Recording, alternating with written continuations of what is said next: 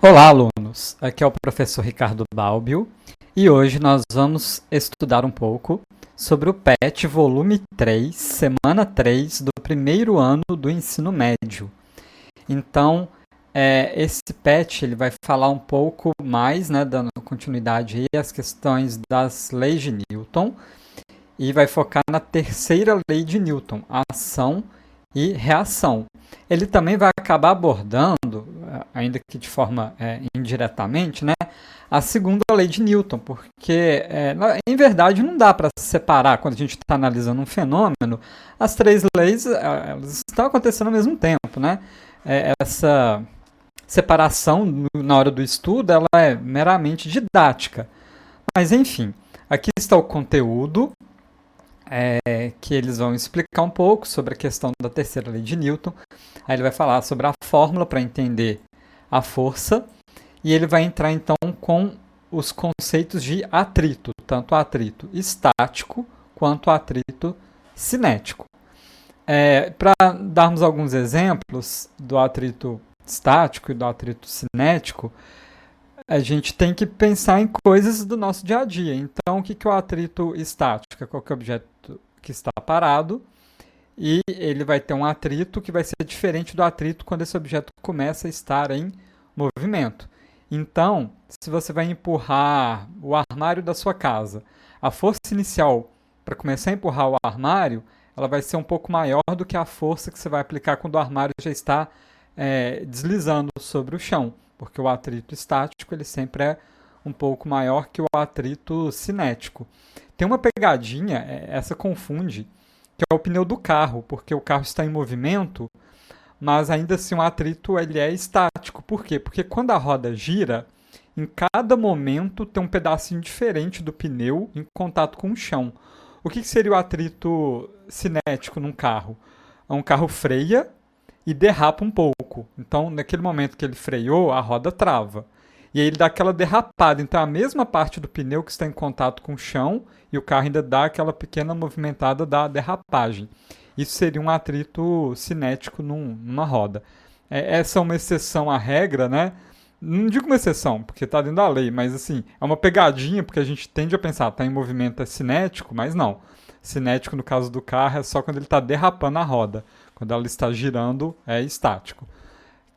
Acho que é importante, esse é um exemplo que cai muito em prova e eu vejo normalmente as pessoas confundindo, então eu queria comentar sobre ele aqui. Bom, então aqui está a ideia geral de como vai ser o comportamento de um objeto, tanto parado quanto em movimento, em relação às leis de Newton. E aí ele vai trazer, então, algumas atividades, alguns exercícios. Bom, o que eu quero fazer com vocês hoje aqui?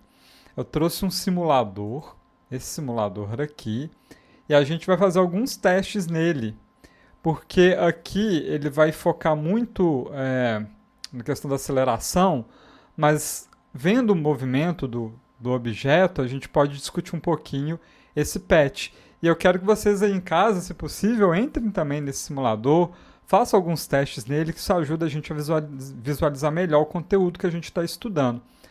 Eu vou deixar o link na descrição desse vídeo para vocês acessarem o simulador, então não deixem de dar uma olhada.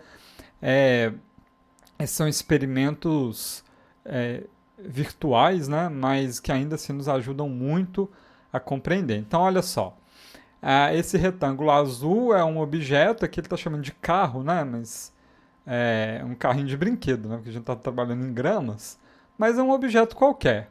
Então, esse retângulo é um objeto que está parado, em contato com uma superfície, com um chão aqui, e ele tem uma corda. Nessa corda está amarrado um outro objeto que agora ele não está em contato com o chão, ele está aqui sobre apenas a força dessa corda suspendendo aqui nesse espaço vazio. Então, qual que é a tendência? A gravidade vai puxar esse objeto pequenininho aqui para baixo.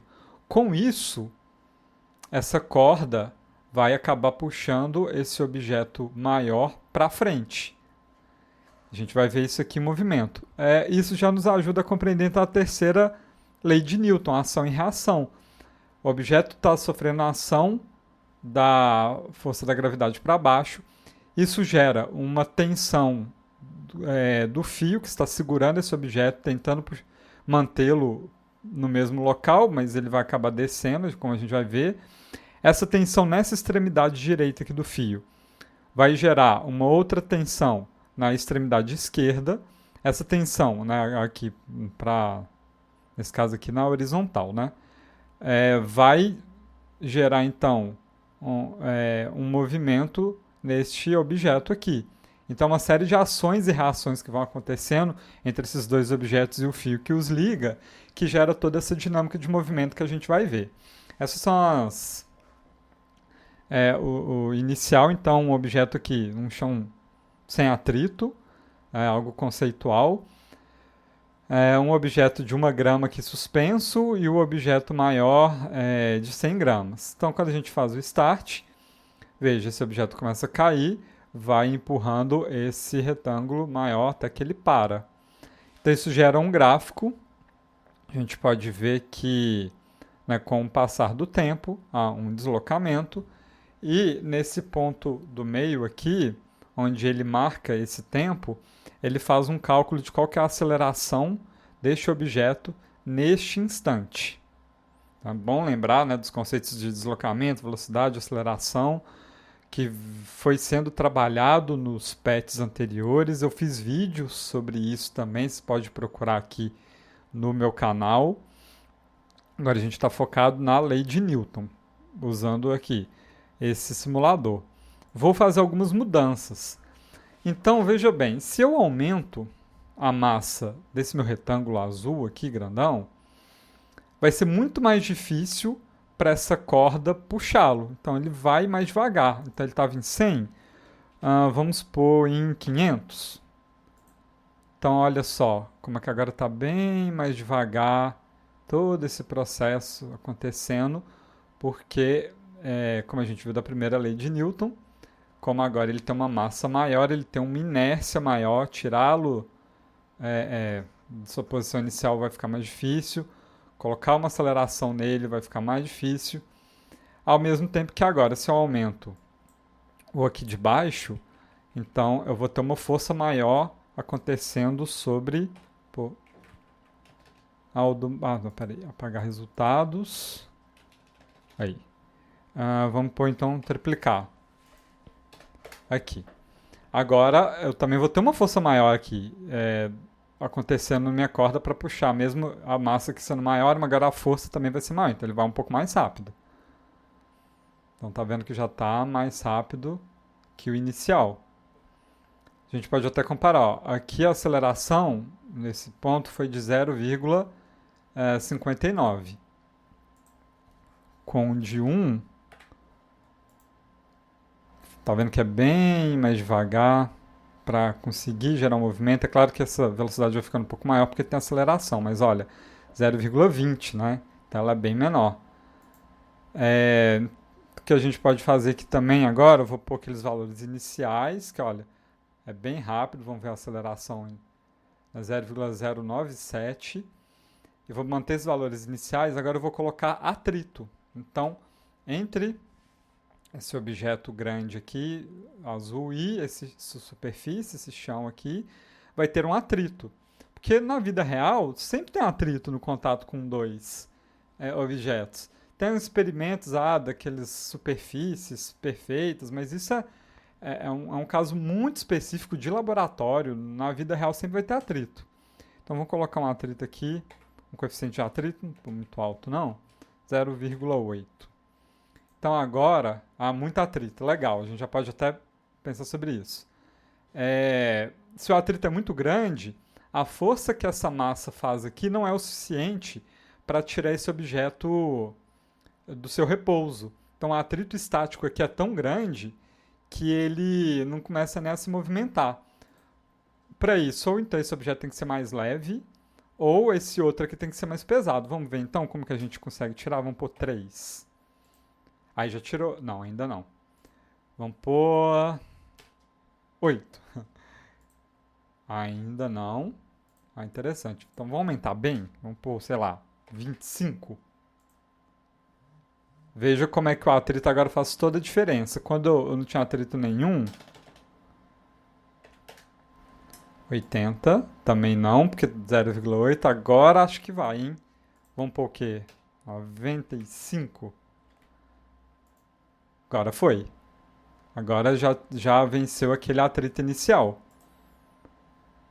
É porque 0,8, né? Se a gente joga na fórmula aqui, ó, nessa fórmula que aparece, a gente até consegue saber direitinho qual que é a massa mínima, esse M mínimo aqui, para conseguir tirar ele do repouso.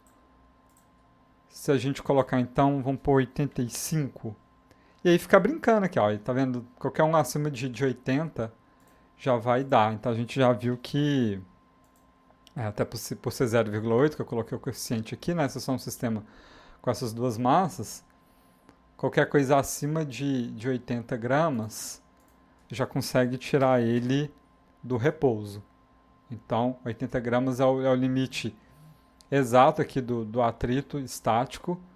Quando eu já passo um pouquinho, já tenho força suficiente acontecendo aqui na tensão da minha corda, devido ao peso dessa massa, para tirá-lo do repouso e fazer este movimento. Claro, se eu aumentar agora aqui, volta a não conseguir, né? Porque agora eu vou precisar de uma massa maior para ter uma força maior para tirá-lo daqui. Ou se eu, né, mesmo que seja menos de 80 aqui, vamos pôr 50, aqui não vai tirar, claro, mas se eu também diminuir bastante aqui, aí ele consegue, sem dificuldade nenhuma. Então é isso que eu quero que vocês façam. Brinquem um pouco com esse simulador, percebam, entendam, vejam os valores, comparem com as fórmulas, leiam de novo o PET. Isso vai ajudar bastante vocês a compreenderem melhor esse capítulo. Então, entendendo essa questão também, ó, eu tenho uma força da gravidade aqui para baixo, que gera uma tensão nesse fio para cima, que gera uma tensão nesse fio para o lado, que gera então uma força acontecendo nesse objeto, para lembrar também da ação e reação. Só mais uma coisa aqui que eu acho importante desse PET, antes de a gente encerrar esse vídeo, que a gente tem que entender o seguinte, toda ação tem uma reação. Então, vamos voltar aqui para valores que eu sei que vai ficar parado. Aí aqui, nessa situação que está tudo parado, está tendo ação e reação? Sim, da mesma forma. Tem tendo a força da gravidade aqui para baixo, a tensão aqui no fio para cima, a tensão aqui no fio para o lado direito e uma força sendo exercida sobre esse objeto. Mas por que ele não sai do lugar? Porque essa força é menor do que a necessária para vencer o seu atrito estático. Então, mesmo nesse caso que está parado, está acontecendo a terceira lei de Newton. E também se falar assim, se eu estou empurrando uma parede, ela não vai sair do lugar, mas essa parede me empurra, sim, essa parede faz uma força contrária que você está fazendo em você. O que pode gerar é igual isso, o sistema vai estar parado, mas sempre que você coloca uma força no objeto, vai ter a reação do mesmo valor, só que sentido oposto. Esse é o fundamento da terceira lei de Newton. Ok? Então, se você for meu aluno e ainda estiver com alguma dúvida ao fazer as atividades, me procure pelos meios oficiais de comunicação da escola. Se você não é meu aluno, seja bem-vindo.